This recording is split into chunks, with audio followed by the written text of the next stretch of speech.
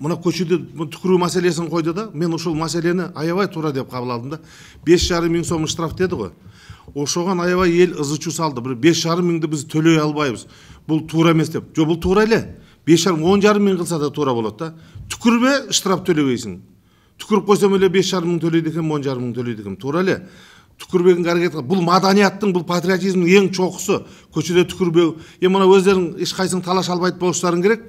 Мына илгери Эркиндик бульварында, Молодая гвардия бульварында, башка остановкаларда, окуу жайларынын астында өзгөчө мына жаш балдар, могу азыр сендердин возрасттарыңдагы балдар, жаштардын, курактардын балдар түкүрүп отурган, качан көрсөң эле шемишке чагып отурган, эми бул мамлекетке кайдыгер карагандык. Бул эмне дейт? Бул патриотизмдин башталышы ошодон эмеспи?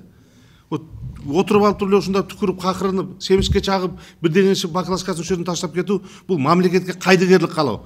Бул патриотизмдин эң чокусу. Ошону эгерде кылбасаң, ошо сен патриотсуң. Эгерде ошону кылсаң, сага мамлекет бары бир деген сөз. Сен бул мамлекетке морбойт деген сөз. Значит, сен патриот эмессиң бул мамлекетке. Ошондуктан патриотизм ушул жерден башталат.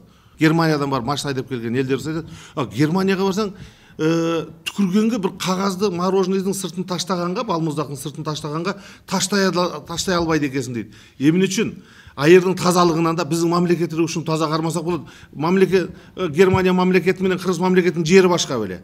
Жери бирдей эле. Ошону эле өзүбүздүн жүрөгүбүздө сезимибиз, патриотизмибиздин жоктугу да. Эгерде жакшынакай болуп, аң сезимибизди оңдоп, бизге баары бир эмес.